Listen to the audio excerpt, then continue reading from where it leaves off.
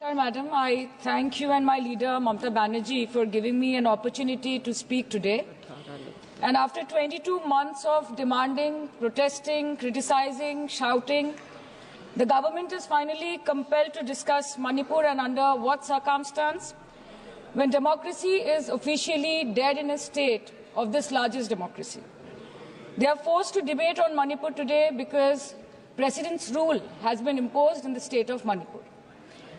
Madam, Manipur के मुद्दे पर पिछले 22 महीनों में विपक्ष ने लगातार सवाल उठाए। कभी चर्चा ना होने पर हमने वॉकआउट किया तो कभी मकर द्वार पे धरना दिया। लेकिन हमें सबसे ज्यादा उम्मीद जिनसे थी हमारे आदरणीय प्रधानमंत्री जी, ना उनके मन में मणिपुर के लिए कोई जज्बा दिखा और ना ही उनके बातों में मणिपुर का कोई जिक्र उठा।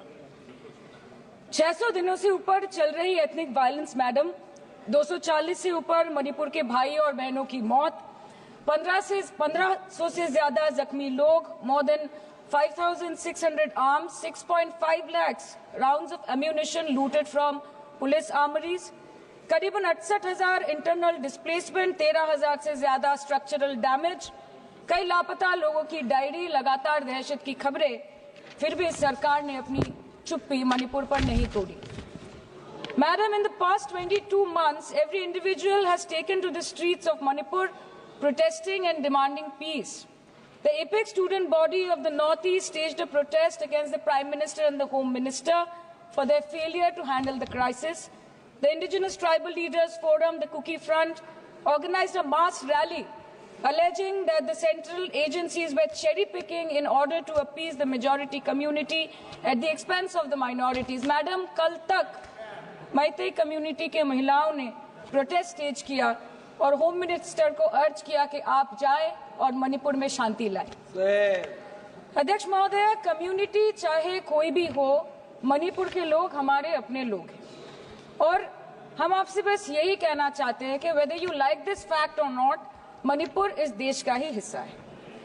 मैम, 550 से ज्यादा civil society organisations, retired bureaucrats, police officers, activists, lawyers, filmmakers, journalists, academics, writers, they had to unitedly issue a public statement urging the Honorable Prime Minister to speak out about the ongoing ethnic violence in Manipur.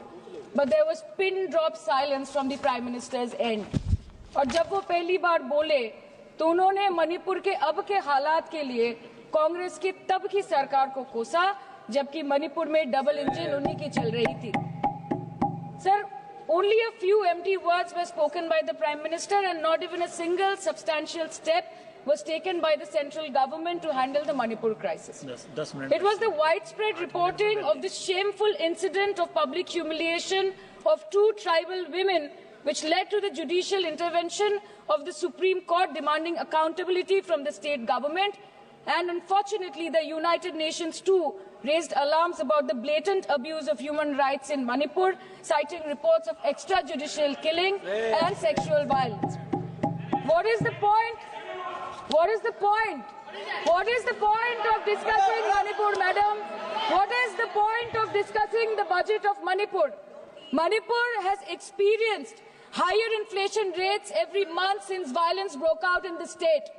70% of Manipur lives in the villages with a monthly inflation rate of 10 to 12%, the highest inflation among all states in the country. Youth employment in Manipur is at 23%. मंत्री, मणिपुर पर इसी सदन में बार बार बातें रखी गई, नहीं रखी गई, रखी स्पीच रखी गई, गलत बात है। और गृह मंत्री जी भी, प्रधानमंत्री जी भी अपने भाषण के क्रम में वहां की स्थिति को बड़ी स्पष्टता के साथ रखे हैं।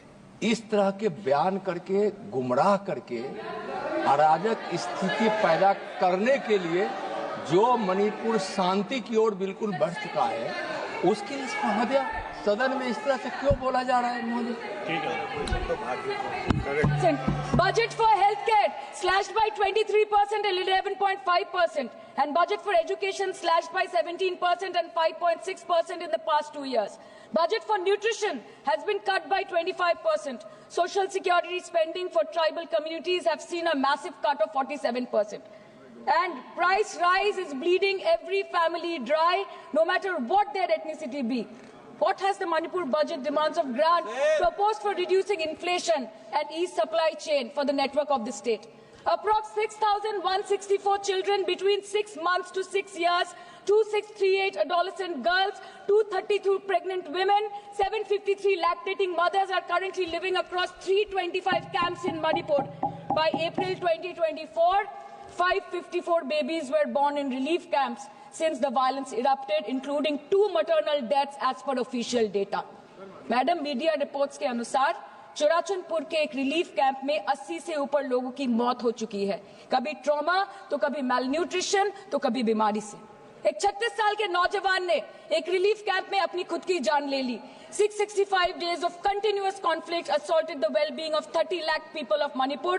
Youth has no future. Women and children are cramped in the relief camps. Elderly says that they have no hope for the future. आज बंगाल में एक मच्छर भी मरता है तो बीजेपी वाले वहां पे प्रेसिडेंट्स रूल बोल के चिल्लाते हैं, लेकिन जब तक आपके डबल इंजन राज्य में आपके ही मुख्यमंत्री ने इस्तीफा नहीं दिया, तब तक आपको ख्याल नहीं आया कि जिंदगी धूप तुम घनास आया। Madam, my humble question is, if president's rule was the solution, why was it not imposed months ago, when people were continuously dying and houses were set ablaze? After allowing Manipur to burn for months, today you are here with a bouquet of rosy promises.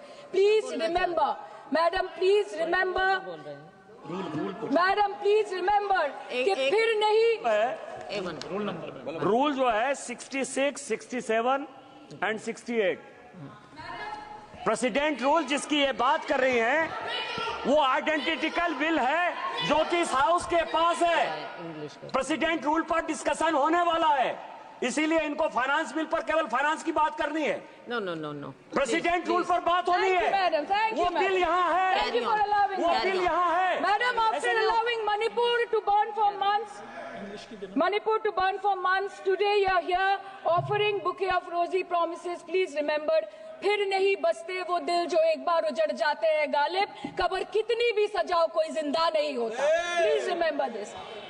Madam, this was imposed not to restore peace, but to salvage the BJP's political reputation after months of inaction. This is the truth. This is the truth. प्रधानमंत्री जी ने 2022 जनवरी के बाद मणिपुर में अपने कदम नहीं रखे, लेकिन इस बीच 40 बार इंटरनेशनल और 244 बार डोमेस्टिक ट्रिप्स लगाए। Amit Shah ji, honourable home minister, सिर्फ 2 बार गए। माननीय प्रतिरक्षा मंत्री 1 बार गए। माननीय वित्त मंत्री और पार्टी प्रेसिडेंट तो गए ही नहीं। There's a saying called narrow fiddle while Rome burned, अर्थात आग लगी बस्ती में, साहब अपनी मस्ती में। मैडम, सिर्फ एक ही बात बोलनी है कि पापा दूसरे देश की वॉर रुकवा सकते हैं, but why was not a second given to comfort the people of Manipur? As per Madam, महोदया, सदन please don't take it personally, sir. पर खड़ा होकर बोलने का नहीं है, और उनको पता नहीं है कि जब गृह मंत्री जी वहां गए वैसे क्षेत्रों में गए, प्रधानमंत्री जी के निर्देश का पालन करने के लिए गए, और ऐसे क्षेत्रों में जहां इन लोग कभी जाने का हिम्मत नहीं किया। और वही धरती गवाह है, जब वहां इन लोगों के राज्य में जब वहां हिंसा भड़की थी, 10,000 से ज्यादा लोग मारे गए थे। क्या यहाँ सदन को क्यों गुमराह किया जा रहा है? और budget The Home Affairs was said that the ministry will talk to both the groups so as to bridge the ethnic divide at the earliest, पर उस bridge का tender अभी तक पास नहीं हुआ. The bridge has not yet been constructed. Mr. Shah visited Manipur on 29th May 2023 and constituted a peace committee under the chairpersonship of Governor of Manipur, but there has been no development since. बाद में देखा गया that the governor को जबरदस्ती वहां से हटा दिया गया because she echoed the voice of the people of Manipur saying that Manipur के लोग दुखी है, मणिपुर के लोग अपसेट है। उन्होंने सिर्फ मांगा था कि प्रधानमंत्री एक बार आए और उनसे मिले।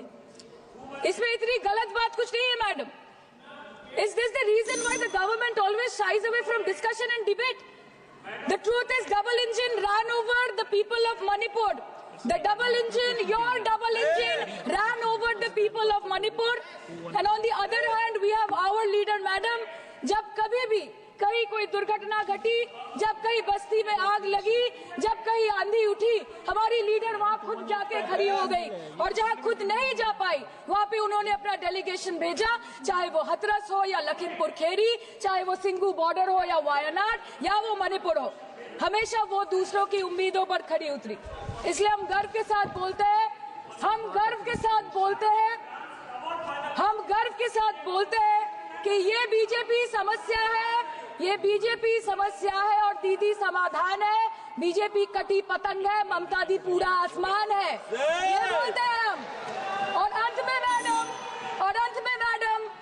में मैडम मैं बस इतना ही कहना चाहती हूँ कि आप मणिपुर का बजट बनाएं, सप्लीमेंट्री बजट बनाएं. इस देश में मंदिर बना रहे हैं, इस देश को मंदिर बनाएं, इस देश को मंदिर बनाएं.